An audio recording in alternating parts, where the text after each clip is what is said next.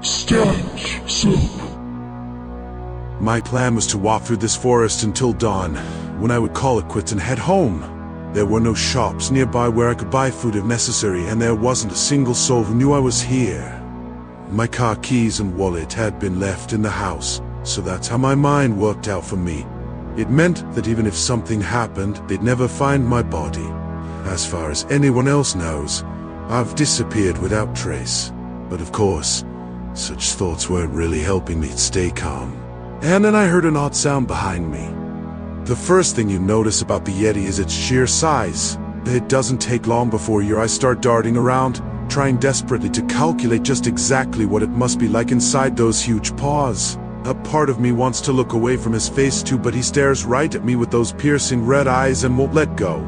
Then finally comes the screeching voice. Ree! I stand up slowly, ignoring the pain in my leg, thinking maybe now will be the moment I'll see some teeth or claws, but nothing happens. Instead, he gives a nod and says something very calmly. We are both alone. There is only one thought running through my head. This can't possibly get any worse. So, naturally, it does. The most terrifying words imaginable leave his lips. I have come to give you a choice.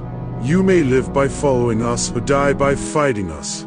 He looks straight into my eyes, giving no hint of what he means next. Either way, we shall not harm you, but I cannot allow you to interfere with our work in this forest. My heart pounds loudly. Every hair on my body stands rigid and tingling.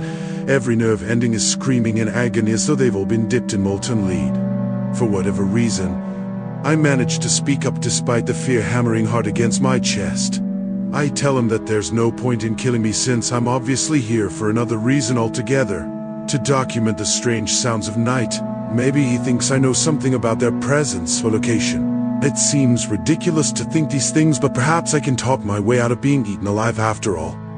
He shakes his head with disappointment and starts moving toward me with a new sense of urgency. This time it doesn't take long until his massive paw lands right on top of mine. At least it feels like it could be his fault and not some monstrous claw ripping right through me. Then again, what would you expect from an 8-foot-tall creature who claims to be the lord of the forest? My mind races, wondering what might happen if I made the wrong decision here. Is he going to kill me outright, taking my soul from my mortal shell forevermore? Or am I already dead, just trapped in this world somehow? Whatever else he has in store for me, death surely isn't too far away. I hear a distant voice calling my name over and over. Paul, Paul. It's almost a whisper, but it pierces my eardrums painfully. The Yeti moves quickly across the clearing now, keeping pace with my legs and guiding them carefully along with him as we walk deeper into the forest together. His hand tightly grips mine, but otherwise holds back its claws, which have begun to dig into my flesh. He then lifts his other paw to pull down his mask so I can get a better look at his face. And there it is, a beautiful white smile full of wisdom that tells me I have nothing to fear in any way, shape or form. The skin on his head is very smooth, as though he were a child just beginning to grow hair, and surprisingly warm, considering that he must keep the sun off his body by living in these cold and dark surroundings.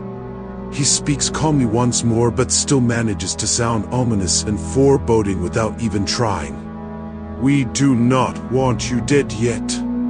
He pauses and lets go of one of my hands before reaching for something hanging from around his neck.